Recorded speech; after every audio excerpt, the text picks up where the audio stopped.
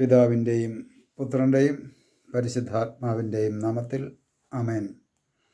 ഈശോ മിശിഹായിക്ക് സ്തുതിയായിരിക്കട്ടെ. യേശുവിൽ സ്നേഹം നിറഞ്ഞ സഹോദരങ്ങളെ എല്ലാവരെയും ദൈവവചന ധ്യാനത്തിലേക്ക് നമ്മുടെ കർത്താവായ യേശു ക്രിസ്തുവിൻ്റെ നാമത്തിൽ സ്വാഗതം ചെയ്യുന്നു. നമ്മുടെ കർത്താവ് ഈശോ മിശിഹ എല്ലാവരെയും സ്വർഗം തുറന്ന് അനുഗ്രഹിക്കട്ടെ എന്ന് പ്രാർത്ഥിക്കുന്നു. പ്രിയ സഹോദരങ്ങളെ, നമ്മൾ സാവൂളിൻ്റെ അസൂയയെക്കുറിച്ച് നമ്മൾ ധ്യാനിക്കുകയായിരുന്നു. സാവൂളിന് മാത്രമല്ല, ഈ ഭൂമിയിൽ ഏതൊരു വ്യക്തിക്കും ആ വ്യക്തിയുടെ ഉള്ളിൻ്റെ ഉള്ളിൽ അസൂയ എന്ന തിന്മയുണ്ടെങ്കിൽ ആ അസൂയയുടെ പരിണിതഫലമായിട്ട് 8 പാപ സാഹചര്യങ്ങളും പാപാവസ്ഥകൾ ആ വ്യക്തിയിലുണ്ടാകും. ഒന്നാമതായിട്ട് അസൂയയാണെങ്കിൽ അസൂയയുള്ള വ്യക്തിക്ക് ഇഷ്ടക്കേടുണ്ടാകും, ആ വ്യക്തിക്ക് സംശയമുണ്ടാകും, ആ വ്യക്തിയിലേക്ക് സാത്താൻ്റെ ഒരു കടന്നുവരവ്, ദുരാത്മാവിൻ്റെ കടന്നുവരവുണ്ടാകും. അത് കടന്നു വന്നു കഴിയുമ്പോൾ പുലമ്പിക്കൊണ്ട് നടക്കും. അതുപോലെ തന്നെ കുന്തമെറിയുക, നമ്മൾ കഴിഞ്ഞ ക്ലാസ്സുകളിൽ ധ്യാനിച്ചായിരുന്നു. കുന്തമെറിയുക, ഒളിയമ്പ്, നാവുകൊണ്ട് തേജോവധം നടത്തുന്നതും അതുപോലെ തന്നെ അങ്ങനെയുള്ള പരിപാടികളൊക്കെ ആ വ്യക്തിയുടെ ചെയ്തുകൊണ്ടിരിക്കും. അടുത്തതായിട്ട് ഇങ്ങനെയുള്ള വ്യക്തികളിലേക്ക് പിന്നീട് കടന്നു വരുന്നൊരു കാര്യമാണ് ഭയം. ഇവിടെ നമുക്ക് കാണുവാൻ സാധിക്കും, ദാവീദിനെ ചുമരോട് ചേർത്ത് തറയ്ക്കുവാൻ വേണ്ടി സാവൂൾ രാജാവ് കുന്തമെറിഞ്ഞു. എന്നാൽ 2 പ്രാവശ്യവും ദാവീദ് ഒഴിഞ്ഞു മാറുന്നതായിട്ട് വിശുദ്ധ ഗ്രന്ഥത്തിൽ കാണാൻ സാധിക്കും. 12-ാമത്തെ തിരുവചനത്തിൽ പറയുകയാണ്, കർത്താവ് തന്നെ വിട്ട് ദാവീദിനോട് കൂടെയാണെന്നറിഞ്ഞപ്പോൾ അവൻ ദാവീദിനെ ഭയപ്പെട്ടു. ഭയം കടന്നു വരിക. ഭയം തരുന്നത് ദൈവത്തിൻ്റെ പരിശുദ്ധാത്മാവല്ല. പരിശുദ്ധാത്മാവ് ആത്മധൈര്യം നമുക്ക് നൽകും. ഭയം നൽകുന്നത് സാത്താനാണ്. ഒരു വ്യക്തിയിൽ കയറിക്കൂടിയേക്കുന്ന ദുരാത്മാവ് ഒരു വ്യക്തിയിലേക്ക് ഭയം തരും. ആ ഭയം ചിലർക്ക് ഭയമാണെങ്കിൽ വേറെ ചിലർക്ക് പ്രതികാര ചിന്തയായിട്ട് മാറും. ആ പ്രതികാര ചിന്തയുടെ പരിണിതഫലമായിട്ടാണ് മറ്റുള്ളവർക്കെതിരെ, ഒരു വ്യക്തിയുടെ അസൂയ തോന്നിക്കഴിഞ്ഞാൽ ആ വ്യക്തിക്കെതിരെ എന്തെല്ലാം പറഞ്ഞു പരത്താമോ, ആ വ്യക്തിയെ ഏതെല്ലാം തരത്തിൽ ഇടിച്ചു താത്താമോ, അതിനുള്ള എല്ലാ കെണികളും പരിപാടികളും ഒപ്പിച്ചുകൊണ്ടിരിക്കും. എന്നാൽ ഇവിടെ നമുക്ക് കാണുവാൻ സാധിക്കും, സാവൂൾ രാജാവിൻ്റെ ജീവിതത്തിലേക്ക് ഭയം കടന്നു വരുന്നു, ഭയപ്പെടുന്ന അവസ്ഥ. ഈ അസൂയയുടെ പരിണിതഫലമായിട്ട് ഈ ഇത്തരത്തിലുള്ള തിന്മകളെല്ലാം ചെയ്തു കൂട്ടുന്ന വ്യക്തികളുടെ ജീവിതത്തിൽ അവസാനം കടന്നു വരുന്നത് ഭയമായിരിക്കും. മനുഷ്യരോട് ഭയമുണ്ടാകും, ചിലപ്പോൾ ശബ്ദത്തോട് ഭയമാകാം, സാഹചര്യങ്ങളോട് ഭയമാകാം. ചിലപ്പോൾ ഇങ്ങനെയുള്ള വ്യക്തികളിലേക്ക് പലതരത്തിലുള്ള രോഗപീഠകൾ കടന്നു വരും. അപ്പോൾ ആ വ്യക്തിയുടെ ജീവിതത്തിൽ മരിച്ചു പോകുമോ എന്നുള്ളൊരു മരണഭയം കടന്നു വരും.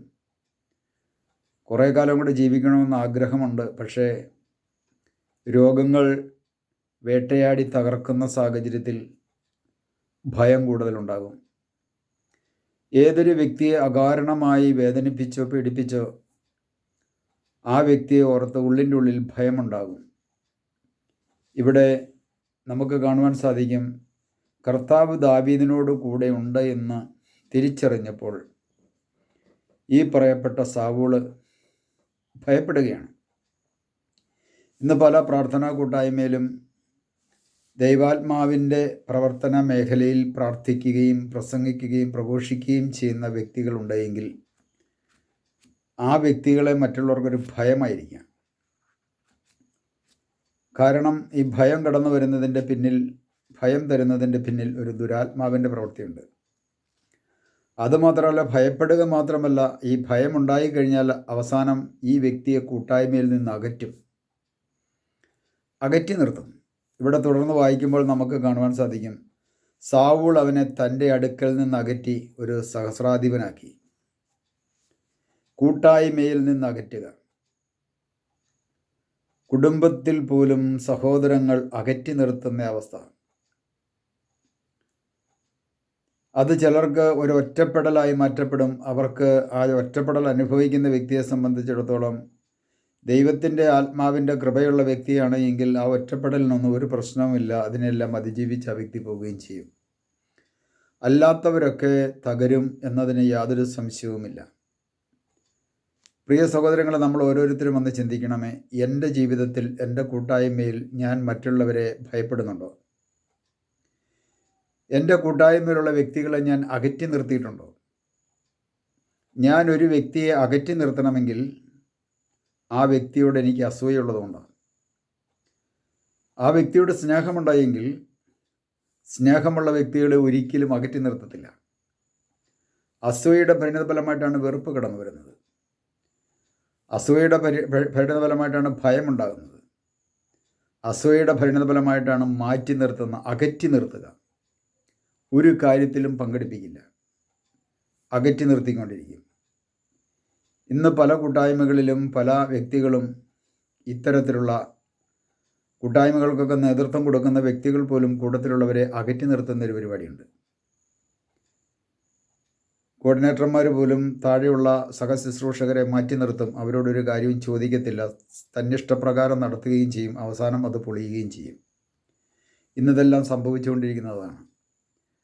പ്രിയ സഹോദരങ്ങളെ, നമ്മൾ ആത്മപരിശോധന ചെയ്യേണ്ടത്, എൻ്റെ ജീവിതത്തിൽ ഞാൻ മറ്റുള്ളവരെ ഭയപ്പെടുന്നുണ്ടോ? തെറ്റ് ചെയ്യുന്ന ഒരു വ്യക്തിക്ക് മാത്രമേ ഭയപ്പെടേണ്ട കാര്യമുള്ളൂ, തെറ്റ് ചെയ്യാത്ത ഒരു വ്യക്തിക്ക് ഭയപ്പെടേണ്ട കാര്യമില്ല. അതുപോലെ തന്നെ നമ്മുടെ കുടുംബത്തിലും കൂട്ടായ്മയിലും അതുപോലെ തന്നെ പ്രാർത്ഥനാ ഗ്രൂപ്പുകളിലും ശുശ്രൂഷാ മേഖലകളിലും ഞാൻ എൻ്റെ സഹോദരങ്ങളെ മാറ്റി നിർത്തിയിട്ടുണ്ടെങ്കിൽ തിരിച്ചറിയണമേ, എൻ്റെ ഉള്ളിൻ്റെ ഉള്ളിൽ അസൂയ എന്ന വലിയൊരു തിന്മ കിടപ്പുണ്ട്. ആ വലിയ തിന്മയെ, അസൂയ എന്ന തിന്മയെ ഞാൻ പറിച്ചു മാറ്റിയാൽ അസൂയയുടെ പരിണതഫലമായിട്ടുണ്ടാകുന്ന ഇഷ്ടക്കേടും സംശയവും അതുപോലെ തന്നെ പുലമ്പലും കുന്തമറിയുന്ന പരിപാടിയും ഭയപ്പെടുകയും അകറ്റി നിർത്തുകയും ചെയ്യുന്ന പരിപാടികളൊക്കെ നമ്മളിൽ നിന്നും മാറിപ്പോകും. നമുക്ക് കർത്താവിൻ്റെ കരങ്ങളിലേക്ക് കൊടുത്തുകൊണ്ട് പരിശുദ്ധാത്മാവിനെ വിളിച്ച് നമുക്ക് പ്രാർത്ഥിക്കാം. പരിശുദ്ധാത്മാവായ ദൈവമേ, ഞങ്ങളിൽ കുടികൊള്ളുന്ന അസൂയ, അതിൻ്റെ പരിണതഫലമായിട്ടുണ്ടാകുന്ന ഇഷ്ടക്കേടും സംശയവും ദുരാത്മാവിൻ്റെ പ്രവർത്തനവും പുലമ്പിക്കൊണ്ട് നടക്കുന്ന സ്വഭാവവും മറ്റുള്ളവർക്കിട്ട് ഒളിയും പറയുന്ന സ്വഭാവവും മറ്റുള്ളവരെ ഭയപ്പെടുകയും കൂട്ടായ്മയിൽ നിന്ന് അകറ്റി നിർത്തുകയും ചെയ്യുന്ന സ്വഭാവ വൈകല്യം അടിസ്ഥാനം അസൂയയാണെന്ന് ഞങ്ങൾ തിരിച്ചറിയുന്നു. ഈ അസൂയയെ പരിശുദ്ധാത്മാവെ ഞങ്ങളിൽ നിന്ന് എടുത്തു മാറ്റി മറ്റുള്ളവരിൽ നന്മ കാണുവാനായിട്ടുള്ള കൃപയും അനുഗ്രഹവും ഞങ്ങൾക്ക് നൽകി ഞങ്ങളെ അനുഗ്രഹിക്കണമേ. പിതാവിൻ്റെയും പുത്രൻ്റെയും പരിശുദ്ധാത്മാവിൻ്റെയും നാമത്തിൽ ആമേൻ.